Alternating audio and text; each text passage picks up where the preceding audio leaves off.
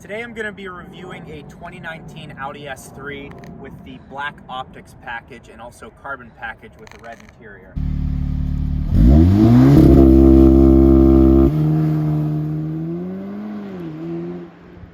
Audi S3 is one of my most favorite cars. They're based on the same platform as the Golf R. So the motor is 288 horsepower, 280 foot-pounds of torque. The black optics, also these wheels, are like some of the best Audi wheels you can get. So 19 inches, it comes with a, the tire wrapped around is very aggressive too. While I was looking at it, it has a 280 tread wear rating. It has upgraded pads, calipers, it has the nice S badge logo here. They're filthy, we didn't have time to wash it.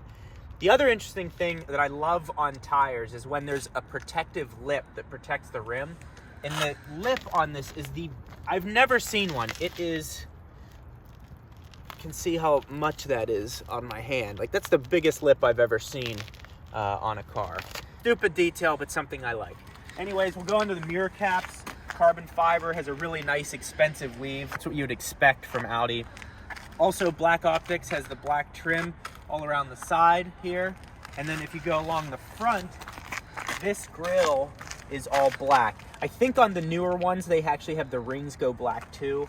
But for the S3, they're still silver, even with the black optics package. Coming around to this side, we'll go to the back actually. Carbon fiber spoiler. This is surprisingly large this is from the factory. It's very solid, but it's a big piece here and adds a nice finish, adds some rigidity and character to the back of the car. The other thing I'd like to show you is the interior. It's always nice when you have, like, you know, on the Golf R, the Audi S3 is more expensive than a Golf R, but there's a lot of differences in what you can choose to customize your car and also the luxurious features. Everything is slightly nicer. There's a little bit more. Not putting the Golf R down, but there's a reason as to why they cost, you know, a base Golf R I think you can get for $36,000, $37,000. These can get up over $50,000. So the leather interior in these things is amazing. It has the S badging. What's that called? Embossed? Yeah, embossed. Into the seat there, so that looks incredible. And they're very comfortable seats. So if I go ahead and sit down here, it's a good way to get in the car. If I sit here, very comfortable. The bolstering's not over cumbersome. Bang & Olufsen sound system. So that's really nice. And then probably my favorite part of the interior, well, second favorite, we'll talk about my favorite shortly, but is this carbon fiber stripping here. It is very subtle and an extremely high quality weave, and I just really like that. It would be cool if the center console also had carbon fiber. It does have this, it's probably plastic, but it's like a wood material pattern here. I like it. I think carbon fiber would be cool, but that's something in the S4 is when the carbon starts in the center console. Also, these gauges here, really nice clicks.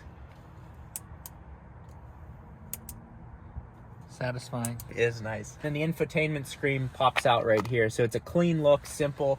And when the car comes to life, the screen pops up. We'll move around to the other side of the car, my favorite part of the car. I'm curious what this is going to be. You already know. The steering wheel. Oh, it's the best. Best steering wheel. Literally the best steering wheel I've ever seen in my life. I've been in a ton of cars. This is the best steering wheel ever. I mean, it's the perfect size. It has the flat bottom here. It has the perforated leather along here where your hands are going to be a lot. So a little more durable leather. And then up here, it's a softer, more plush, smooth leather. So this is where your hands are going to be touching. Easier to clean this, and it won't wear over time as quickly as something like this would. The size of the wheel, the simplicity, and then also how these click. Bring the camera in real close so you can hear this. The way these buttons hit is so satisfying. And I know that's why I always feel like you need buttons in a car. There's a tactile feedback that's much easier and safer than a touchscreen.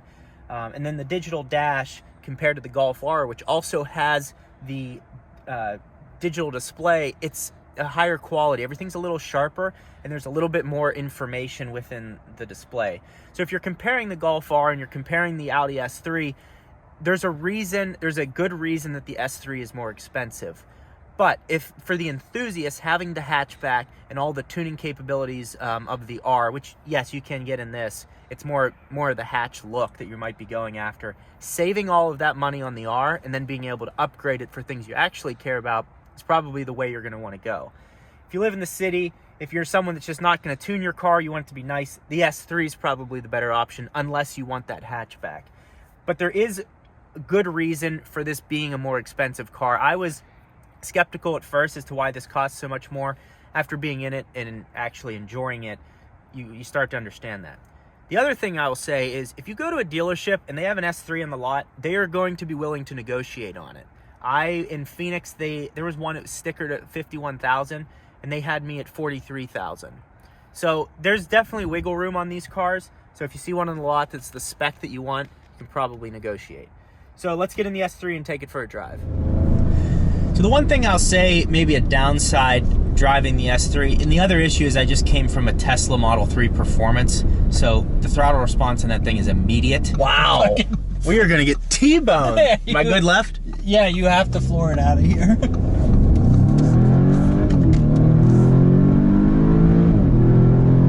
Fires those shifts off. I mean, this is DSG dumps. I mean, yeah, you could see where tuning this would be crazy. God. Yeah, it would. You can tell this engine is held back.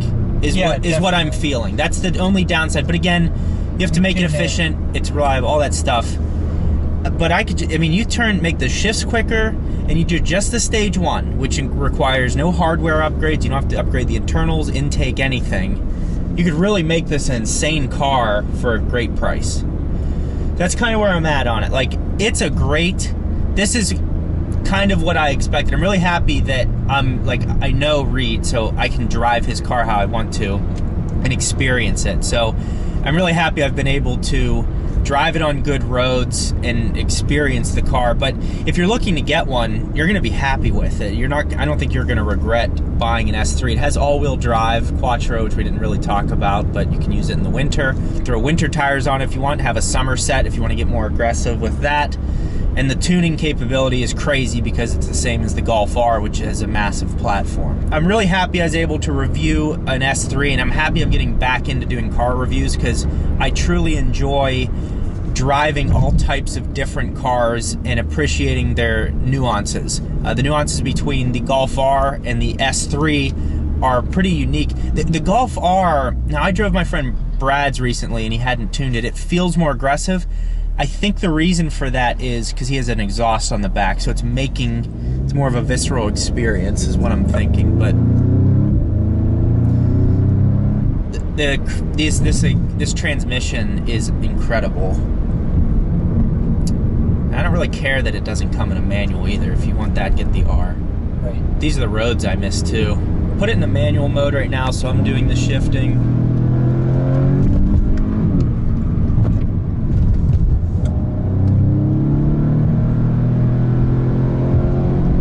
It's holding the gear. It's kind of letting me do it.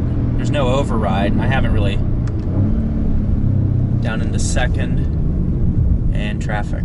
What a cool road, though. Yeah, it's an awesome road. The reason I love the cars like the Golf R, the Audi S3, I bought an M2, there's the RS3. That is the size car I like, and it's the power range that I like for using on a daily basis. So we're on tight back roads, and we can bomb through nimble, tight corners and have fun and enjoy the car.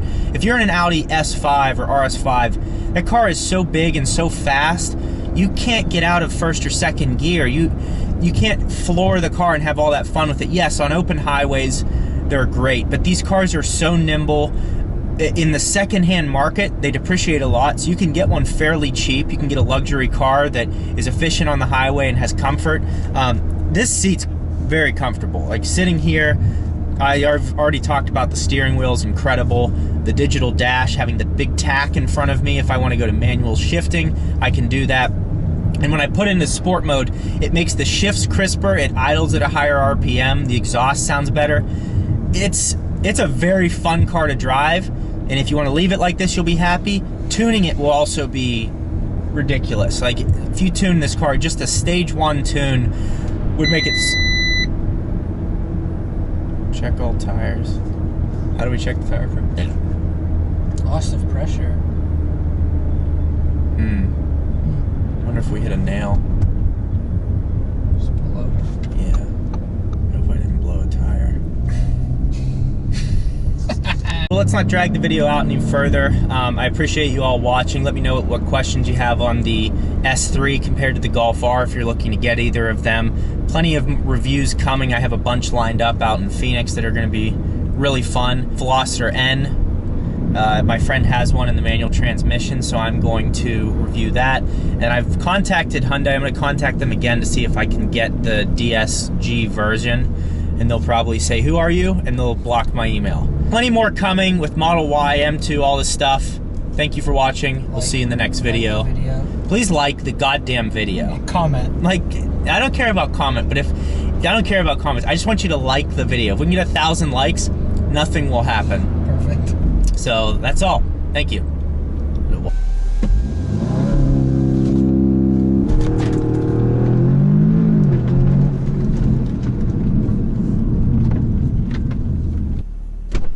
That's way different. That was a much different experience in here. I had so much exhaust blown onto me. Seriously?